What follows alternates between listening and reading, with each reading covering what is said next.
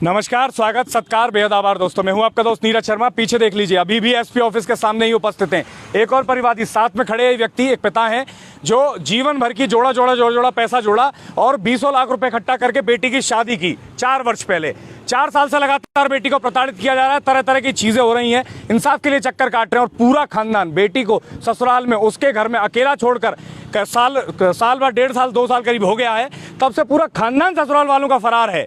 वो अकेला बहू को छोड़कर गायब है वहां से और किसी भी प्रकार का कोई सपोर्ट नहीं है। अभी इंसाफ के लिए चक्कर काट रही है। दहेज के लिए लंबे समय तक प्रताड़ित किया गया।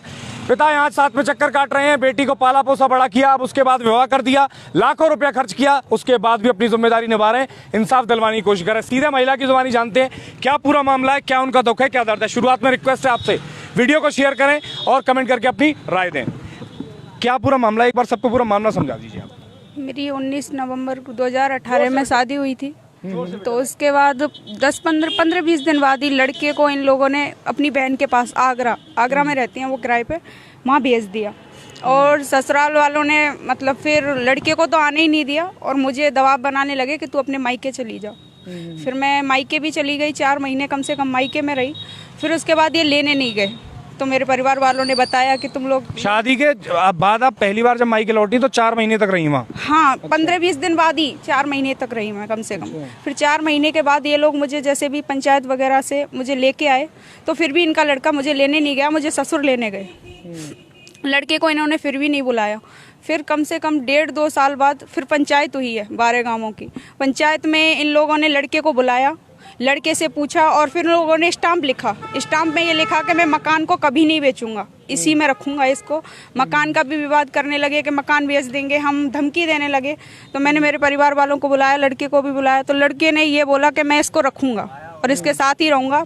उनके पापा ने भी हामी, और उन्होंने स्टाम्प लिख के दिया 500 रुपये का कि मैं ना तो ये मकान बेचूंगा और ना मैं लड़के को कहीं दूर करूंगा, ये लड़की लड़का साथ में ही रहेंगे। स्टाम्प के 1 महीने भी ये सब नहीं चला, मुश्किल से 10-15 दिन ही ये चला होगा। फिर भी लड़के को फिर वापस भेज दिया और मकान के 15-20 दिन बाद ही मकान देखने वाले आ गए। मेरा पेपर था, मैं जयपुर गई हुई थी पेपर देने, फिर पीछे से मकान दिखा दिया और मकान के ग्राहक लगा दिए और लड़के को भी नहीं छोड़ा। अब तब से मैं फिर इन लोगों ने मारा पीटी की, मेरा गला घोटा, करंट से भी चिपकाने की कोशिश की। बहुत मतलब इन लोगों ने 4 साल से मैं इन सबकी मेंटली टॉर्चर सहन करती आ रही हूँ। एक ननद है सीमा, वो यही रहती है परमानेंटली, वही मुझे मेंटली टॉर्चर ज़्यादातर करती है।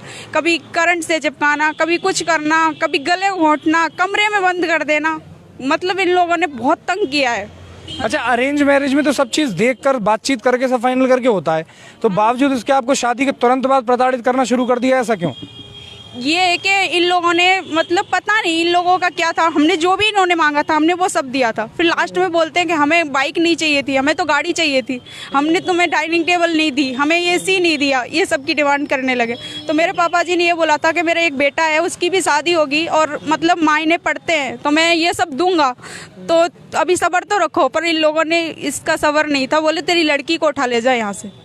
अच्छा, तो फिर अभी क्या स्थिति है? आप भी कहाँ रह रही हैं? अभी मैं अपने ससुराल यहाँ पे श्याम नगर में इन लोगों को बोल रहा है मेरे ससुर से, और ससुर और एक तया ससुर का लड़का बड़ा वाला वो था। अच्छा, तो अभी क्या आप एसपी ऑफिस आई, क्या आपने शिकायत की और क्या आपकी इंसाफ की मांग है?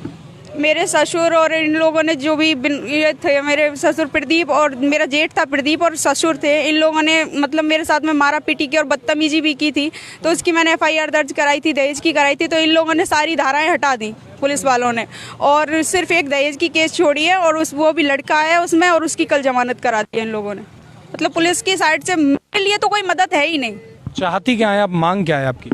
मैं वो उस घर में रहना चाहती हूँ और वो घर कभी ना बिके जिसमें मैं रह रही हूँ, और मेरे साथ में लड़का रहना चाहिए। आप अपने हस्बैंड के साथ ही रहना चाहती? साथ ही रहना चाहती हूँ। तो इतने सब तनाव के बावजूद आप हस्बैंड के साथ रहना चाहती हैं, क्या कारण है? क्योंकि मेरी ननदों का व्यवहार ठीक नहीं है।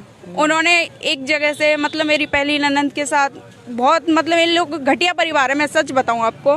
क्योंकि मेरी ननद पहले भाग गई थी, तो उनके साथ भी मतलब 2-2 बार 3-3 बार ऐसे शादी हुई है इन लोगों की। तो इनको मतलब अभी आपकी बात होती है अपनी हस्बैंड से? नहीं, 3 साल से कोई बातचीत नहीं। बावजूद इसके आप साथ ही रहना चाहती हैं? मैं साथ ही रहना चाहती हूँ। ठीक है, तो पिता हैं, आप इनसे बातचीत कर लेते। क्या सर आपका क्या पक्ष है पूरे मामले में, आप बता दीजिए। देखिए, बच्ची को हमने बहुत सर समझाया है, बुझाया है, अगर बच्ची से हम ये कहें कि बेटी इसको छोड़ के जाए, तो बच्ची ये कहती है कि पापा मुझे ये रखें या ना रखें, लेकिन मैं तो इसी घर में रहूँगी और मैं तो ज़िंदगी इसी में निकालूंगी।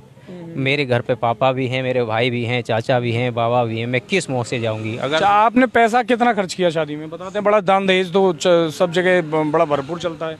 631 नगद दिए सर, पूरा सामान दिया जितना मेरे से बनी। मैं एक काश्तकार खेती वाला आदमी हूँ, सब कुछ जेवर वगैरह सब कुछ दिया है, जितना बस की था सब जी खूब दिया है। आप ससुर के बारे में कुछ बता रहे थे, क्या बोल रहे थे? किस चीज़ से, किस नाराजगी किस चीज़ से? बढ़िया तो है। सबसे मेन चीज़ वो अपनी नीयत से गंदे हैं, अच्छा, बस ये है। अब उसको हम क्या समाज में बताएं, क्या नहीं बताएं, बड़ा मरना हो रहा है। तो अभी आपकी पिता के तौर पे आपकी क्या मांग है, क्या होना चाहिए? बच्ची जो चाह रही है वही होना चाहिए। वो ये चाहता ही है कि बस उसका पति इसके पास रहे और ये मकान कभी बिके ना, बस ये है और कोई नहीं है। ठीक है साथियों, शेयर कीजिए जानकारी को, सब तक पहुंचाइए, और जो आपकी राय है कमेंट करके वो राय लेकिन वो दीजिए। जितना वो इनकी लड़कियां चाहती हैं, जिस हिसाब से इसको टॉर्चर कर रही हैं, तो वो लड़कियां कहती हैं कि जैसा हमारे साथ में हुआ है, हम जैसा करके आई हैं वैसे ही हम तुझको भी कराएंगे। तो वो उनने 15 दिन बाद में इसको ये चैलेंज कर दिया था कि जैसे हम दूसरी जगह से आए हैं, इस तरह से हम तेरा तलाक करा देंगे। उनके ससुर साहब कहते हैं कि हमारे पास जी ये लोग के डिवोर्स दे के जाओ, हमें नहीं रखनी तुझे, डिवोर्स दे के जाओ। अब डिवोर्स तो मैं दे दूँ इन लोगों को, पर मेरी मतलब वैल्यू क्या रहेगी? एक समाज में होता है ना कि दूसरी जगह, अगर सभी बोलते हैं कि यहाँ से अगर तू इतनी अच्छी होती तो दूसरी जगह क्यों आई, होता है ना ये। लेकिन बहन, अगर जीवन सच में नरकीय हो रखा है ना, तो दूसरी क्या, कैसी भी जगह हो वहाँ चले जाना चाहिए आदमी को। साथियों, पिता के ये सपने हैं। पहले ये बेटी को तमाम पैसे और गिफ्ट गहने से लाद कर ससुराल भेजा था। अब ये सारे सपने इन स्टाम्प और इन कागजों में और इन अधिकारियों के ऑफिसों के चक्कर काटते हुए बीत रहे हैं। शेयर कीजिए जानकारी को, सब तक पहुँचाइए। जय हिंद, जय भारत।